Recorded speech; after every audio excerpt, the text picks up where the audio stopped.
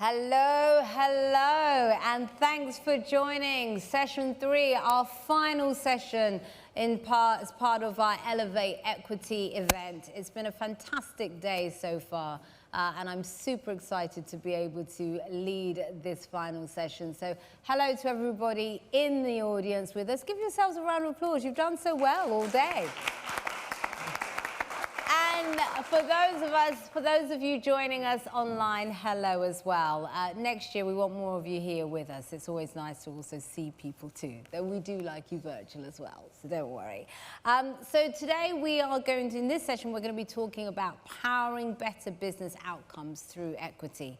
Without a company culture that supports EDI from the top down, it cannot thrive, and neither can the business itself long term. I want to talk a little bit about my own reflections. I've found that actually when you have proper buy-in at the top, and the top then actually motivates the middle and those that are coming within the organization, you're able to have truly effective outcomes when it comes to DEI.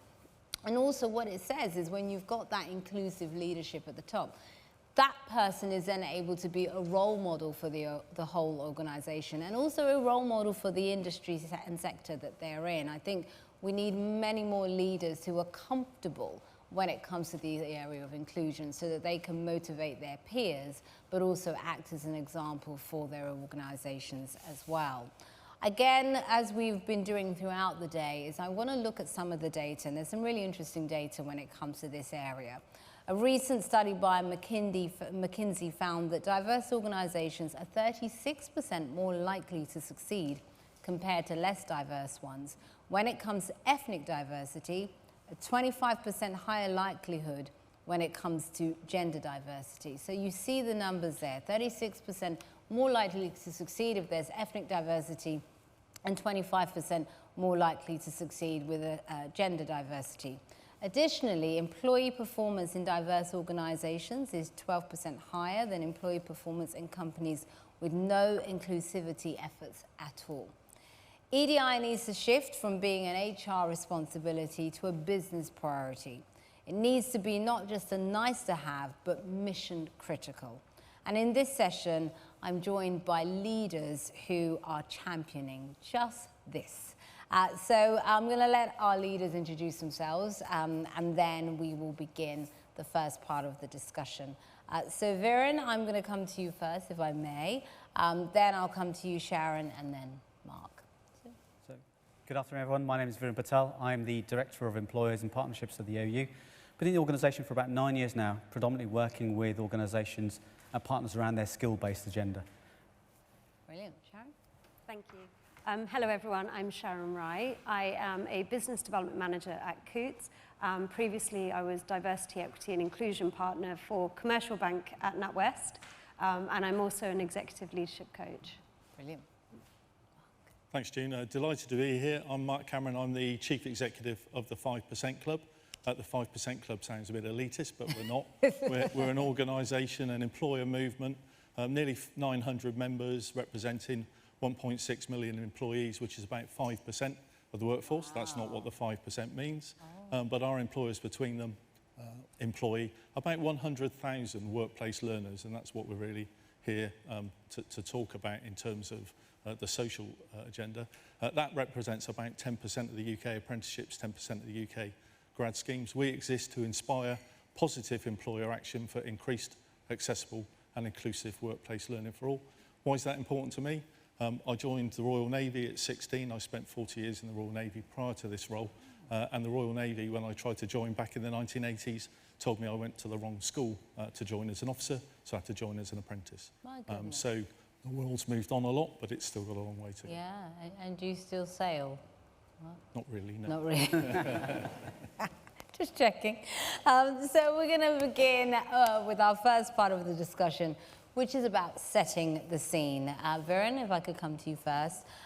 Now, we've heard in today's sessions about how businesses can better support their teams in terms of attracting diverse talent and, of course, retaining diverse talent to help fill the skills gap that we see emerging throughout businesses within the country. And actually, this is a global problem. Why should EDI remain a priority for successful organizations with this in mind? That's a really good question, June. I think, as a country, we're facing some really big economic challenges. We have record high inflation, we've got high energy prices, we've got, a global immigration system that's not working, and crucially, we have a skills gap, which is led by a tight labour market. Yeah. And in my opinion, it's never more important now for organisations to embrace equity and diversity. About when you promote equity diversity, it's not just about your morals or your social responsibility. It's actually a business need. It makes business sense. It does. When we have diverse workforces, we have a creative and innovative workforce. We make better decisions. We make more money. We make more profit. We make more, it grows our bottom line. And that actually is really important. And so for me, it's a business imperative, as you rightly say.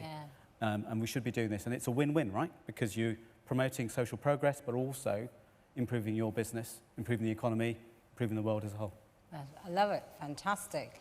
So if I can come next to you, Mark, on this one. Organisations are increasingly focused on developing their environmental, social and governance, their ESG strategies.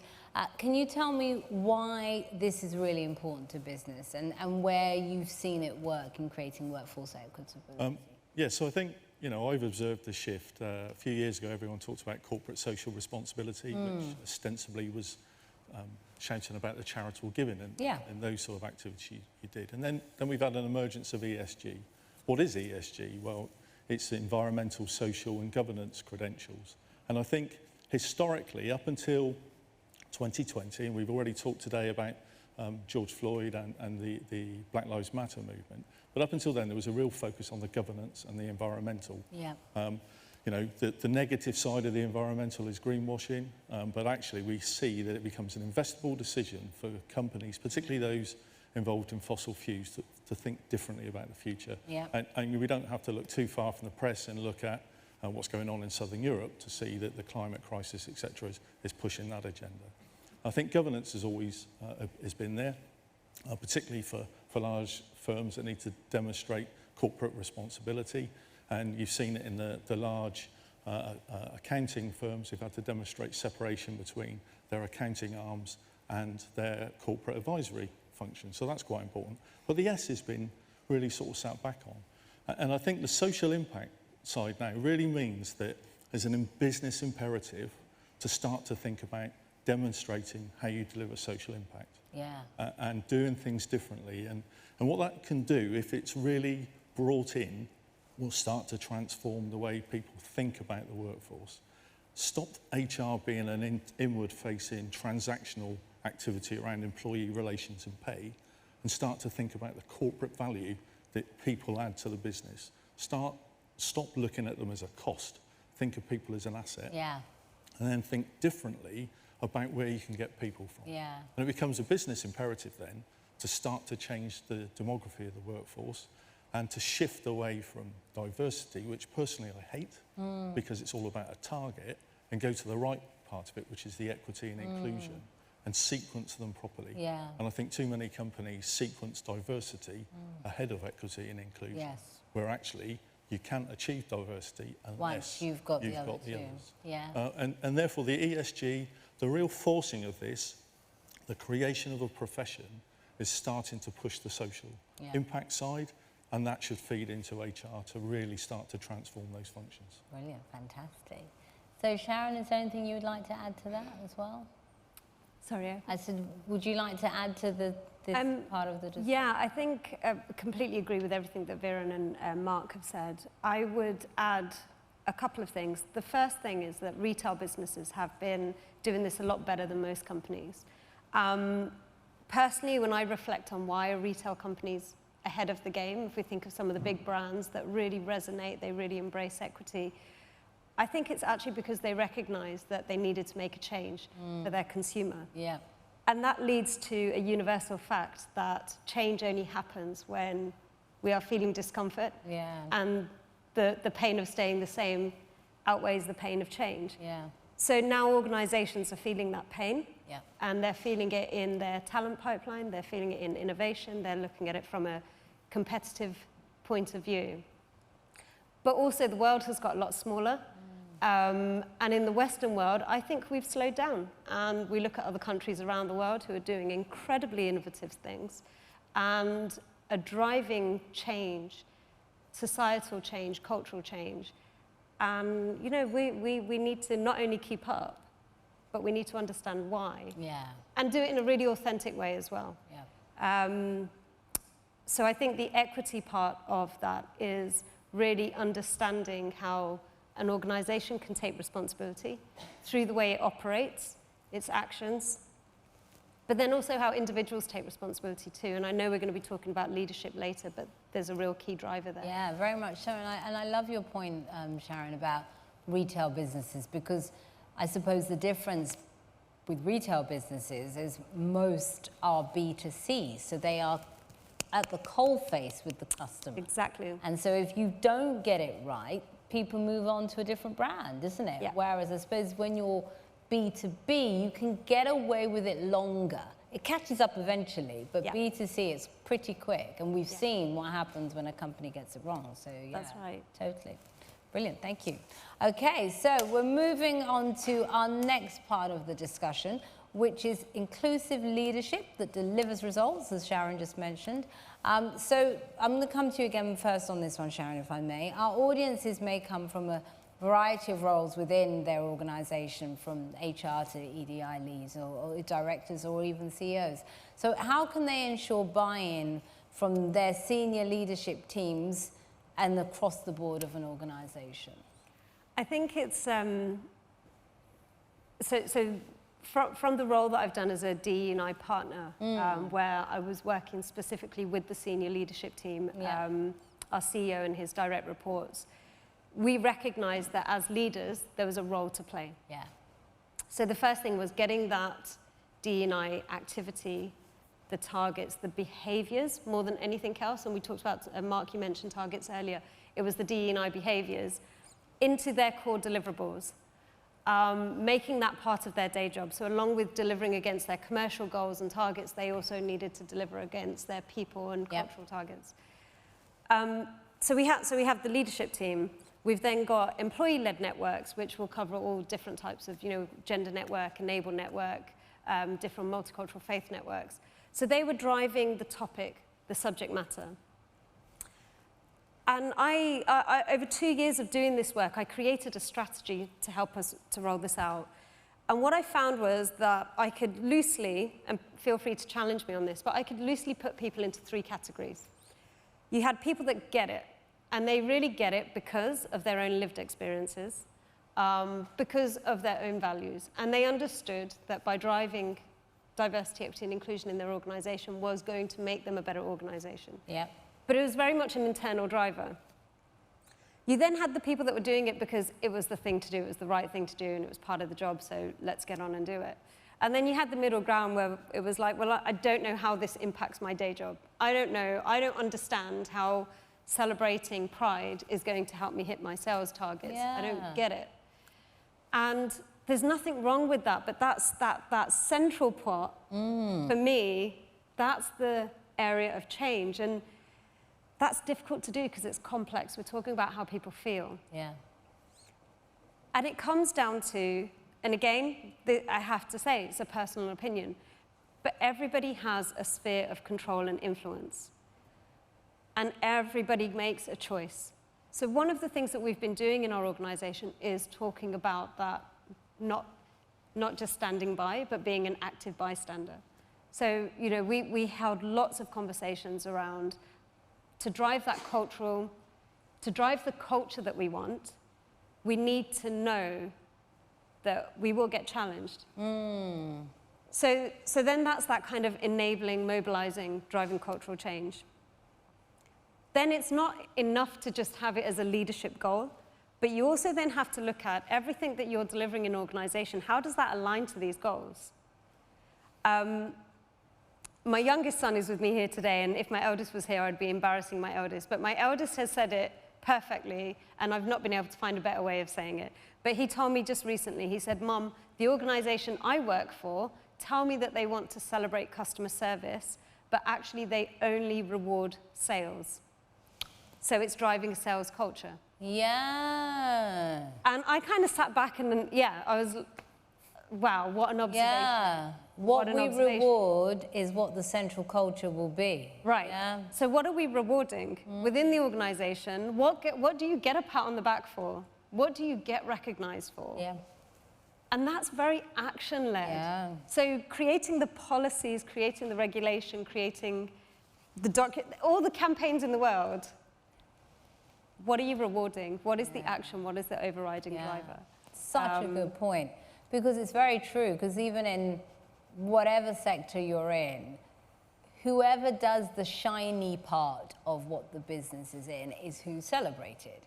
So if you are the person that, if it's tech, you create the tech, that's the lot that are celebrated. If it's another industry, if it's banking, if you're the person that does the big deals, you're the one that's such a good point. What we're rewarding is what becomes the central, Love that.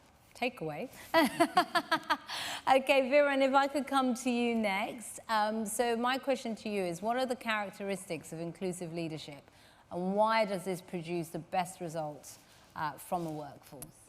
So for me, I think inclusive leadership is about actively seeking and listening to other people's opinions, views, appreciating their backgrounds and their differences. Yeah. I think that's the key message. And it goes back to those words that the first panel talked about around, empathy, taking the time to listen, to really listen and connect with other people, being open-minded, being able to challenge your own biases, being able to look at things from a different perspective, and being aware of how you look outwardly towards those things.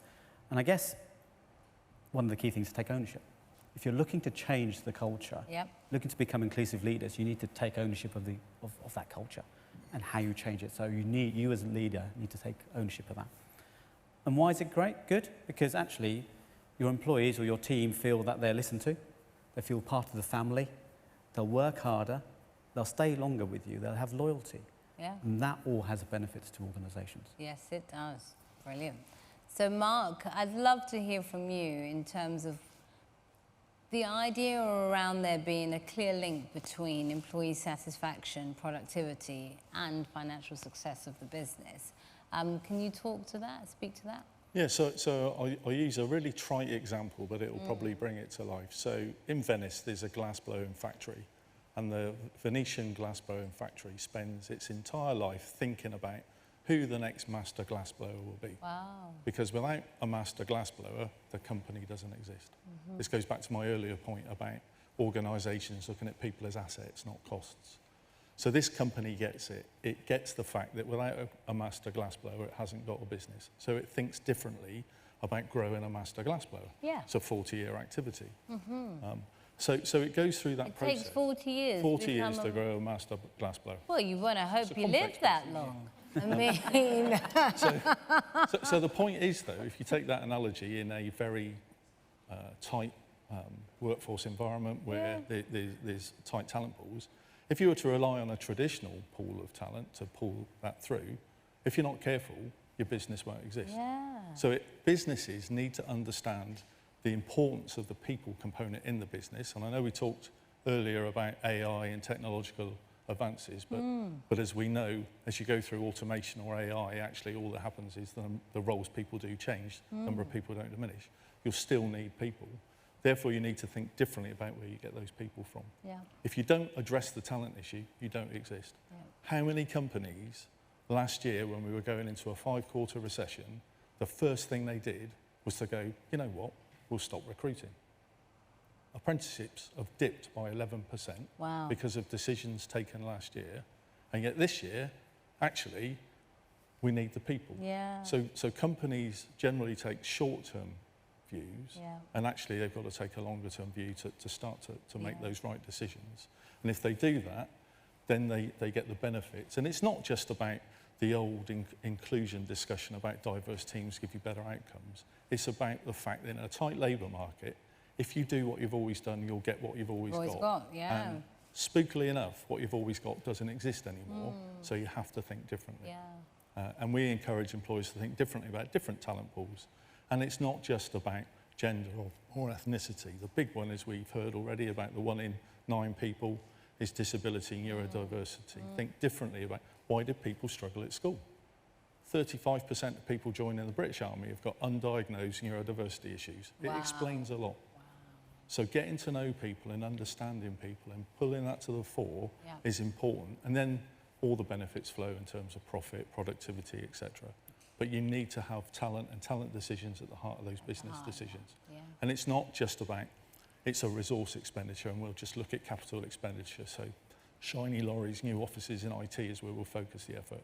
Get companies to think about people in the same way as they think about that infrastructure investment. Yeah. Then the game changes. Brilliant, fantastic. Thank you very much. I'm going to go to our audience and ask some questions before we move to the next session. And we're also going to ask some questions from the floor because you've all joined us, so we might as well hear from you while you're here as well. And of course, everybody joining us from home, please do keep your Slido questions coming in. We're going to try and get through as many of them as possible. So Pauline asks, how can we work with C-suite leaders who are perhaps reticent about EDI? Do you all want to have a go at this one? That's been the bulk of my work for the past 2 years. Yeah. I found very few that were reticent. I think there's an acknowledgement and a recognition that to be a really great leader, you've got to understand your people. Yeah. And you know, within the financial industry and like many industries, leaders would come, it'd be a very linear career journey of you know, you start as an apprentice, you'd get the technical skills and you naturally have that career progression. But what we recognize now is that just being an expert in your field doesn't make you an expert leader. Yeah. Leaders are very much people-focused and people-driven. So we have a huge focus on what inclusive leadership is, on not just emotional intelligence, but also that communication and interaction with your colleagues. And actually, as a leader, if you don't think that your number one job is your people, you're getting something wrong. Yeah. Because that is your number one job, that is your number one driver. And to have high-performing teams, you've got to have that psychological safety, you've got to have that engagement.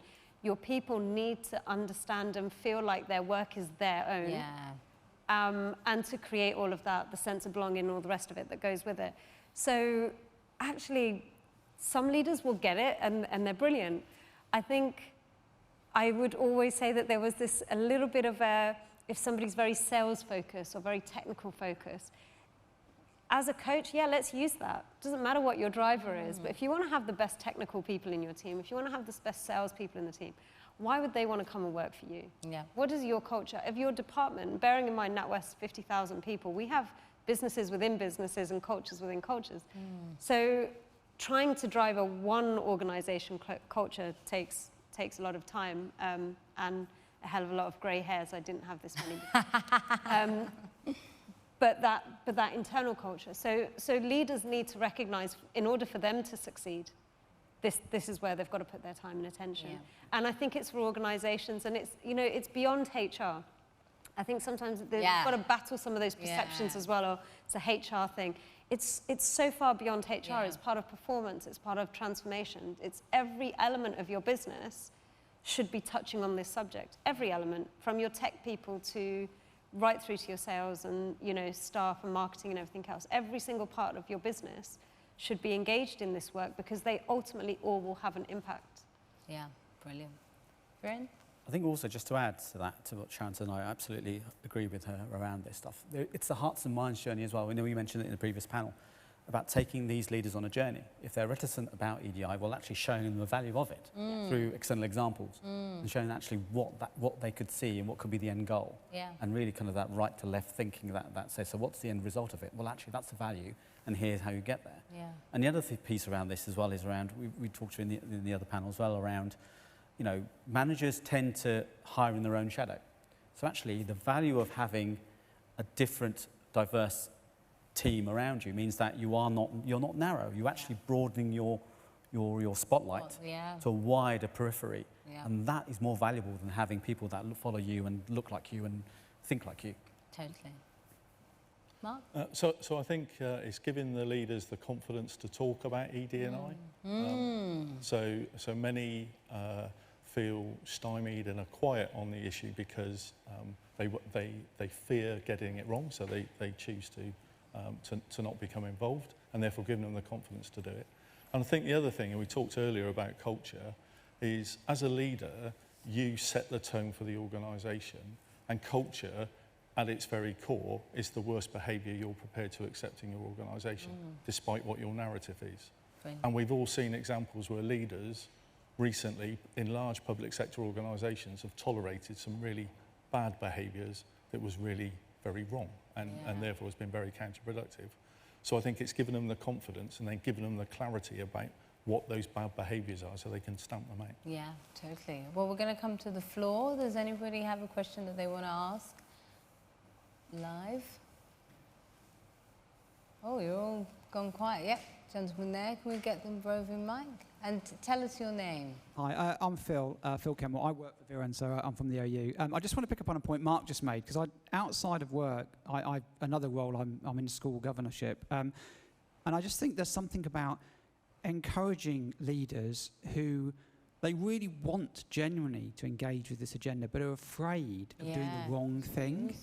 And you'd be surprised how many people there are out there like that who feel that if they say the wrong thing or make the wrong step, they're going to be heavily criticised. Well, in this as opposed to building on their energy and enthusiasm and genuine desire to improve their people. I just wonder if there's any advice for those types of leaders who want to step out of their comfort zone, but they're afraid of what it might mean for them. Yeah, well, I think it's a really good point. And also in this day and age, the repercussions can be quite serious if you get it wrong. So I get it. Anyone want to add? I think I'm a coach, so you're gonna hear this from a coach, right? It starts from your personal journey, and every single leader that I've worked with, I've encouraged with them to start with their own personal journey because they have a story. I'm so done with people saying, "Oh well, I'm not very D&I, I'm very boring." Everyone has a story. Everyone has diversity, and everyone has an experience. And so starting with that helps to build that thought process. And then it's practice and creating that psychological safety, starting off in a small team, having discussions, doing the reading, doing the listening, using different media sources as well, looking at where do I go for my entertainment? Which are the comedians that I'm listening to? And, what are the films that I'm watching? Just really starting with self, broadening out that horizon, and then working with your team and with your peers, because I think this is where sometimes leaders feel quite isolated, and I've noticed this, where there's this real sense of responsibility and duty. There are other leaders in that same group. So find them, seek each other out, have the conversation. Reverse mentoring, find someone where you can do that reverse mentoring, have that peer-to-peer conversation, work with your D&I. I mean, within NatWest we have employee-led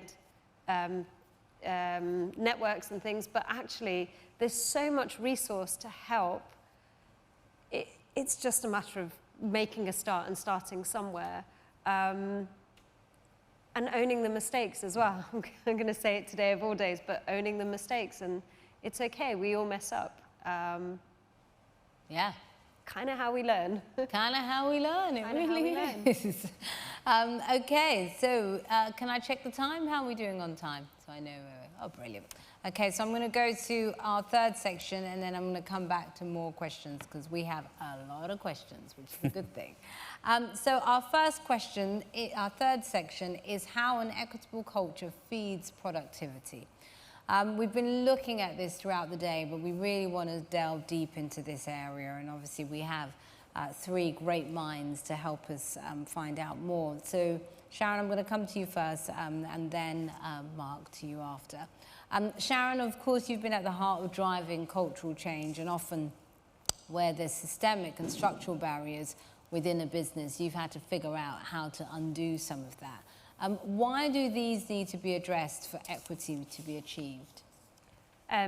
All-time favourite one-liner is that culture eats strategy for breakfast. There you go. And that's the bottom line. Yeah. If you, as an organisation, you have a vision, you want to drive that vision, actually it's the culture that's going to help it get there or not, or get there in the way you want it to or not.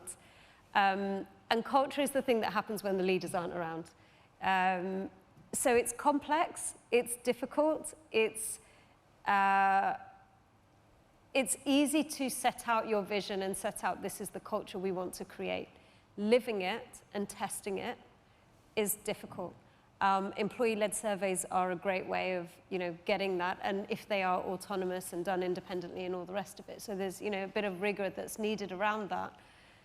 But ultimately, that culture is what's going to drive your business. It is what will make people come to your company and also leave. It is the thing that will bring you customers and make them leave. So culture is an absolute business imperative if you want a high-performance organization. Brilliant. So Mark, let's talk about the 5% Club and some of the work that you do. You work with a number of businesses, helping them to offer earn and learn opportunities to their staff. Do these drive better outcomes in terms of productivity? So I think they really help, and I think the issue with workplace learning, particularly from an early careers perspective, if you get somebody early enough and you treat them in the correct way, you invest in them, you set out career pathways for them, retention becomes easy. Yeah. If you rely on skilled hires, then these are people that have left another company, so they are prone to... They're not loyal to you in the same So therefore investing in a workforce is key. I think the issue we've got, or I've observed, and it came up earlier with the questions to Jagdeep Sur from Multicultural Apprenticeship Alliance around the apprenticeships. I think investment in apprenticeships has been driven by the levy. Investment in the levy is how can you spend as quickly as you can, which is forced a behaviour towards high-end expenditure. And actually, there's 10 million people excluded from work in the UK or economically inactive. Why is that the case? Our apprenticeships are a means to do that. Could you pull people in at a level 2 or a traineeship and give them a clear pathway all the way to level 7? It's very achievable. So that's a key point. And it's not just about early careers. And I think that people have overlooked a generation, which is the over 50s, which is the least qualified generation in the UK. Is it really? So today's school leavers are far more qualified than the over 50s. The over 50s feel that if they haven't got work, they won't get back into work. What better way to reignite the spark than to tell them how good they are, give them an apprenticeship. And they've got the wisdom of life to add to that as well. So what we see with 5% Club members is they think differently about using apprenticeships, about grad schemes, about the whole tenet of workplace learning. They think differently about career pathways. But even then, when they've got the volume, and the 5% is all about a volume above 5% ideally, they still struggle to get the data to make those offerings accessible and inclusive. For all the reasons we've talked about. And we talked about earlier about what gets measured gets done is probably the phrase of today. I think so. But having the data, the insights, and being able to do something differently, which is, if you go to the same schools with the same outreach, you'll get the same outcome.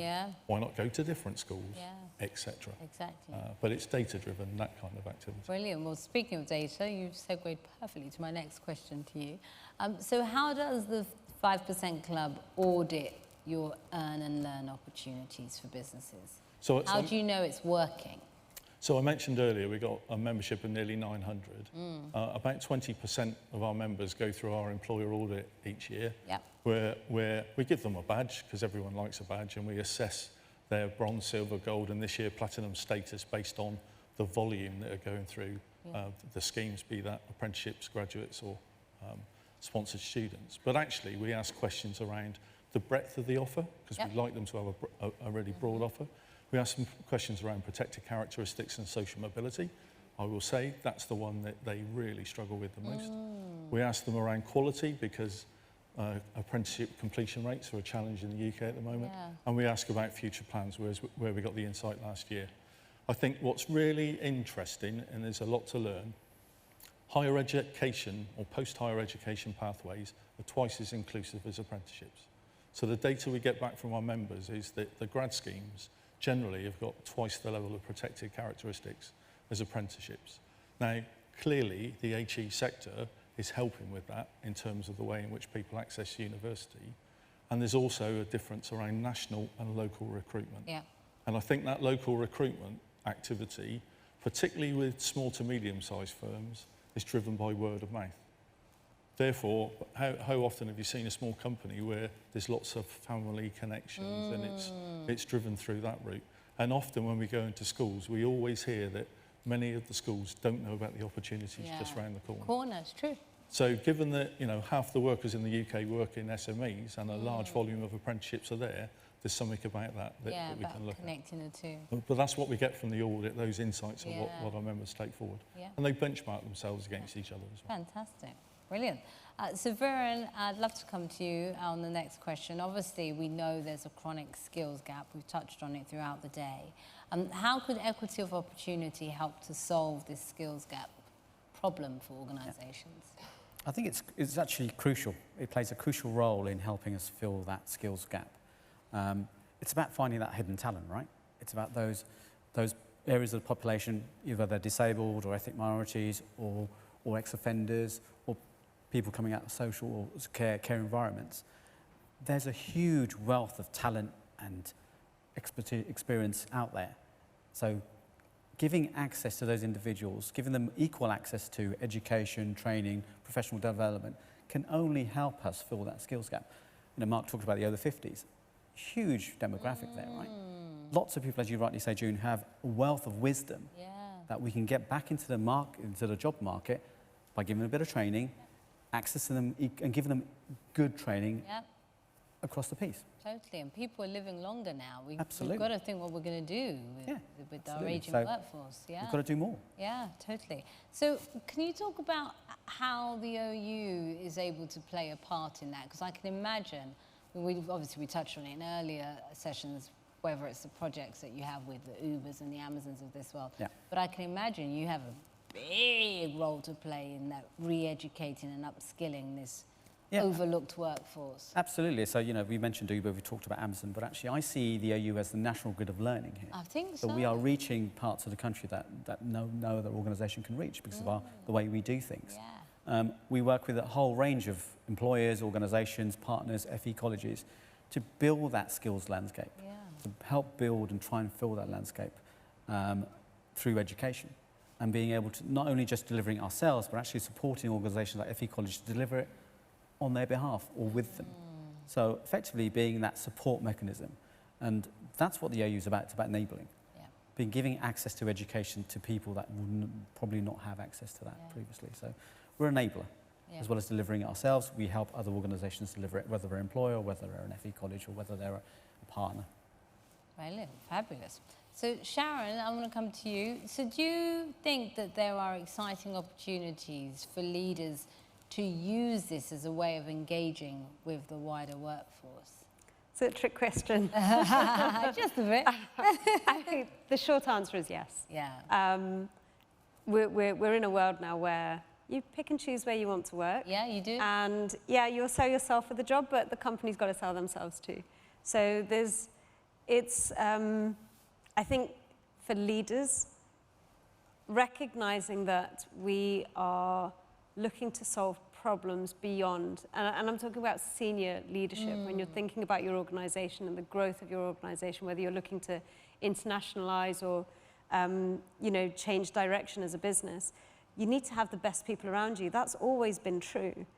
The reality is what we're recognizing now is the best people around you come with diverse experience, knowledge, talent, background. And because what they will do is look at problems in a different way and therefore give you the most innovative solution. Yeah. So we hear terms like servant leadership, which is a really interesting concept of actually leaders sit back. You know, there's books like Leaders Eat Last. These are all talking about this element of leaders not being, we've always had this image of leaders being at the helm of the ship, setting the tone, setting the direction. Well, actually now we're talking about leaders taking a backseat, allowing their teams to thrive, allowing people to shine and stand out, celebrating their successes, really believing in their team and empowering them. I think if you have a natural interest in people and their experiences, you will be able to do that naturally. You will learn to bring out the best in them. Yeah. That sense of being recognized, being valued, that comes from your leaders. and then collectively from the team as well, because that's where leaders set the tone. Yeah. Again, back to the cultural piece, these things all tie hand in hand. Yeah. So it's a very interesting time. It's a very exciting time. I think as a nation, generally, we are in need of good leadership. And I think one of the things that we should also be considering is how our leaders start to think a hell of a lot more longer term than we do currently. Because I feel that a lot of our decision-making tends to be quite short-sighted. Very. So there is an element of thinking far more longer term, far more bigger picture, and then building the team around you to help deliver against that. Yeah, brilliant. Well, I'm going to go to the floor now. We've got more questions, lots of questions coming in. This one, I think I'll ask the whole panel. Jazzy says, what are your views on distributed leadership? Should companies allow more employees to be involved in the decision-making and business strategy? And then the all-important million-dollar question, how? So if I start with you on that one, Mark, and then work along. So I think, you know, and Sharon's really hit on the empowerment word, which I love in servant leadership, which is, I think, too many leaders prescribe how they wish people to do something as opposed to what they want them to achieve. Yeah.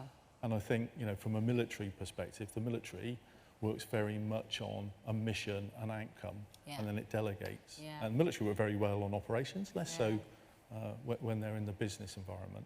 But I think that whole notion of distributed leadership, but that only works when there's distributed responsibility, objective setting at the right level, and actually letting people get on with it.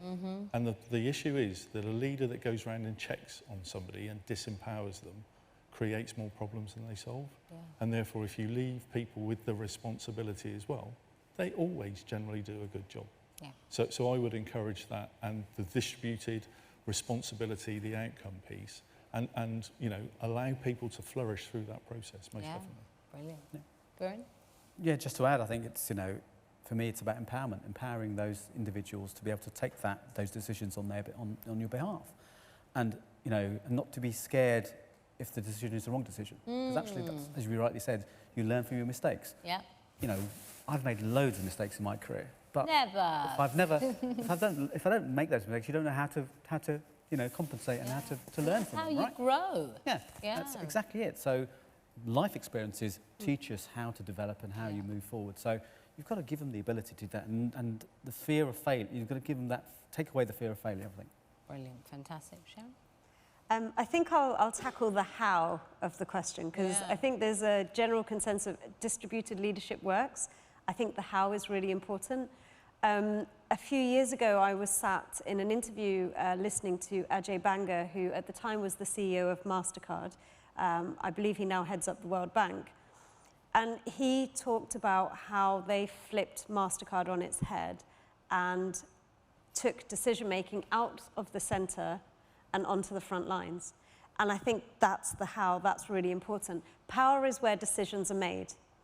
And decisions need to be made with the best analysis, resource, intel. That happens on the front line. So in large organizations, the people in your organization who are interacting with your customers day in, day out, know your customers best. Yeah. If they are able to hold decisions and contribute and make decisions that best serve those customers, they are the ones that are best placed to do that. Then it's about the structure of, well, how do you do that? How do you enable that through your processes, through your governance? From a financial services firm, we are so heavily regulated. Every element of our organization is regulated. So putting the processes in place to enable that, using technology, keeping things simple, transparent, that's one element. So the decision-making needs to happen where the business happens and where that change is impacted most. The other side of it is now, one of the things that we have at NatWest is a colleague experience squad. So any change that we're driving through the business for our employees, we actually have voices of colleagues where people have been invited to volunteer from right across the organization, and they are consultants on those change projects. So they are giving their opinion, they are telling their experiences, we are listening to them.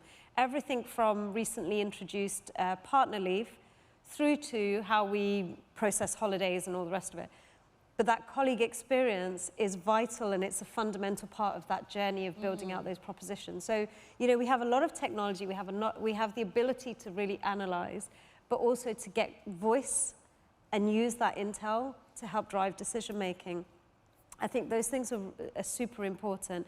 And what that also does is where your colleagues feel like they are contributing to, they can help to drive that change. So the additional benefit of, as an organization, if you are driving change, we all know that people, you know, colleagues will be resistant, but they are less likely to be resistant if they understand why and how and what this means for them. And the only way to do that is to engage them at the start.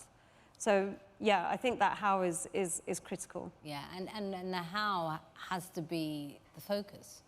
Got to make sure you know how you're going to do it before. And give it time. Give it time. That's so many organisations want to do everything and do it yesterday. It's not possible. You have to build the time into your company to make these things happen in the right way. Totally. And speaking of time, can I have the time on the screen, please? Good. We've still got more.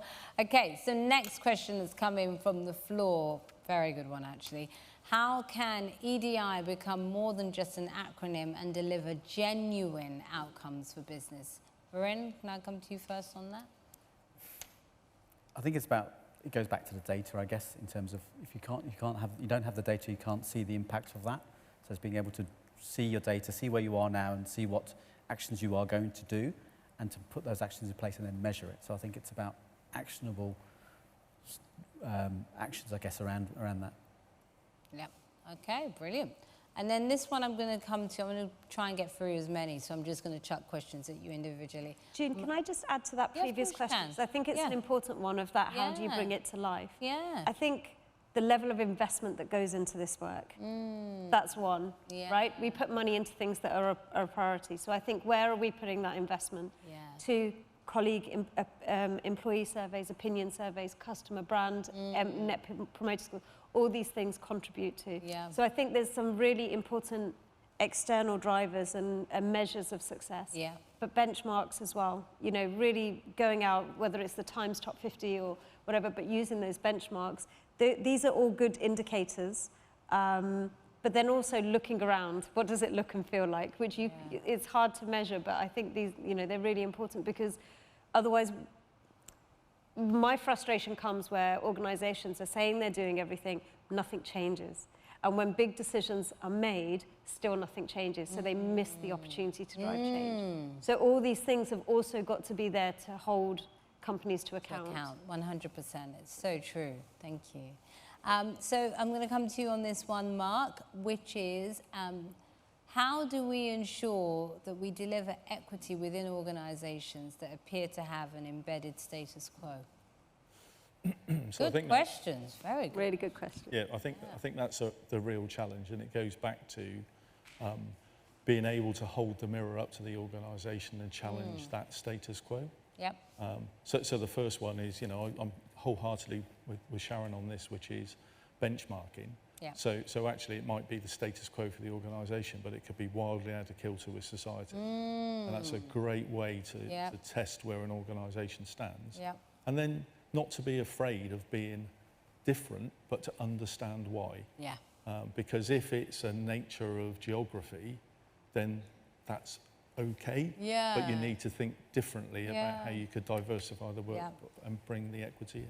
Totally. And also, if it's the nature of geography, then you look at diversity in different ways. So maybe ethnic diversity might not be possible just because of your locality, but you're then still looking at disability and social economic diversity and so on and so on. So, yeah. Most definitely. Okay, so Sharon, I'm going to come to you on this one. How can employees be given a safe platform to give ideas and thoughts on how a business is run, which you've touched on a bit, but can you sort of add to that? Yeah, I think it needs to be both formal and informal. So having that space for colleagues to speak up and share their opinions. One of the things that I loved about working with startups, and I've worked with startups for several years, is the ability to just get in a room or down the pub and just talk it out. And as your company grows, you put in all these complex communication channels, but you don't get round the table and talk. Yeah. So I think, you know, that opportunity to sit down, whether it's one-to-one or skip level reviews, elephant cards, another great one of literally just post your views, tell us what you think, but leaders taking the time to visit, and not the visits where it's you can smell the white paint, but it's the visits of actually, as a leader, how approachable am I? It's almost for leaders to actually take that responsibility of how often does somebody within my team, 1 level or 2 levels removed, come and talk to me? Yeah. When was the last time I heard from people outside of my immediate direct reports? And those kind of things are really good litmus tests of actually, are we approachable as an organization? Are we creating, you know, team, and especially now when we're working in a hybrid way, we very much have evolved from that team culture of getting together, problem solving, talking things out, chewing the fat. We've moved away from that. So we have to be so much more avert to create that space and create the psychological safety. And that's going to be done with how you respond to those feedback and how you respond and what you do next. That's going to be the test of whether you really want to hear the feedback or not. So it's using all those different channels, but it's absolutely being human first, taking the time to listen. But as leaders, you have to make that first step. Have to. Viren, we have a question for you, and this comes specifically for you from the audience. It appears that OU has made several inroads within the student body on the diversity agenda. How has that translated to the staff, and what can other HEIs learn? It's a really good question. I think, you know, Jumar mentioned it in sort of the first panel around what we're doing as part of our 5-year strategy in building sort of diversity within our sort of staffing community. I'll be honest, you know, if you look at the OU in terms of its leadership, it is not as diverse as it should be. But we're learning. We've recognised that. We need to change that, and we're starting to go through a journey that actually moves us to that point where we're more diverse at the senior levels as much as we are at the coalface, as we rightly say. So I think, you know, we've taken what we are doing for our students and saying, well, actually, we need to look at the mirror and go, right, how do we change ourselves? So it's a long process, and it's part of our strategy, and every unit, including mine, has KPIs and objectives around that, and that's what we'll drive towards. And that's what you're driving towards. Okay, next question, Mark. I'm going to come to you on this one. What does real sponsorship look like and feel like for the sponsee and sponsor? And are leaders ready to really lend their power? So I think that's challenging, and there's an issue in a multi-generational workforce. Because sponsorship to a Gen Z or millennial feels differently to a baby boomer who may have been sponsored in the past. So everyone's got different experiences of this. And there's 5 generations in the workplace at the moment. Wow. And many of the senior leaders are a completely different generation to the majority of the workforce. So it's looking at the perspective from both ends, and almost going to the sponsor to say, just think differently. It's got to be differently to the way you may have been sponsored in the past, because that kind of sponsorship they would have received may well have been, you look very much like me as a senior leader, therefore I'm going to champion you. Whereas actually, they probably need to pick somebody from a different cultural background and many different protected characteristics. And it becomes more about reverse mentoring and a relationship in that regard than it is about sponsorship, which you know, you could call that patronage, and if you're not careful, that's all about dragging people in your likeness through an organisation, which I would look to stamp out and really go for that mentee-mentor relationship to help the organisation. Okay, no problem. I'm going to come to you, Sharon. The question here is, there's discussion about fatigue experienced by DEI professionals and organisations cancelling DEI roles. How can we get support to proceed with our vital work? That's a great question, both in terms of you as a practitioner, but then also from the organisation on whether or not they need it, isn't it? So, Ultimately, it should be a role that becomes extinct. Do you think so? 100%, because it means that we no longer have a problem. See, I disagree with that. I come, Let me explain. So when I took on the DE&I role, and actually Gamil's in the room and I know he was on the panel earlier, he's probably grinning. I was very naive taking on this role. My background is economic development, strategy, entrepreneurship, not HR, not people. And I came into this role because with this belief that I understand to drive performance for an organization, culture is imperative. I have worked in organizations and have created a community where genuinely it did not matter. Everyone was welcome, everyone had a sense of belonging. And I was naive because I didn't appreciate the impact it was going to have on me as an individual. Emotionally. Right. Yeah. So I realized very quickly that to get to where I had in my career, and it's no great height, but I have had my own business, I've worked in a very male-dominated world, I ended up having to just ignore it. I ignored the sexism, I ignored the racism, I ignored the discrimination, I ignored the constantly being treated like the junior because actually I have good genetics and I look pretty young for my age. And that was even when I was young, like I'm old now. Still looking young. We love it. Thank you, thank you. But doing this work, I can't ignore any of that anymore. Yeah. I have to face into it, and I have to face into the challenge. And it's exhausting, but that's not why I think it should be extinct. Because what happens is, if you have a boardroom and you have experts around that room, each one of those experts will be responsible for their business. Whether it's your financial advisor, your legal person, your HR person, they own it. In an organization, who should own DE&I? Well, it should be everybody. Right. But But the minute you have a DE&I person, and this is where I'm saying it's not a now thing, but eventually we need to get to a place where it's not needed in an organization, is because too often, oh, Black History Month's coming up. Right, what are we doing for Black History Month? Oh, what are we doing for South Asian Heritage Month? That's Sharon's job. That's not driving change. No. That's giving somebody else the workload. Yeah. So for me, it was a case of, yes, we have our employee-led networks that do a role. We have our leaders who take a role. We have our whole organization. Until we get to the point where we can all take responsibility from a cultural perspective, then wouldn't it be great if we were like, we don't need it. We don't need it because we are an organization that embraces each and every one of us for who we are. Totally. And we know that our policies and we know that our processes and we know our routes to entry, whether that's for a customer or a colleague, is fair and it's open and it's accessible. Yeah.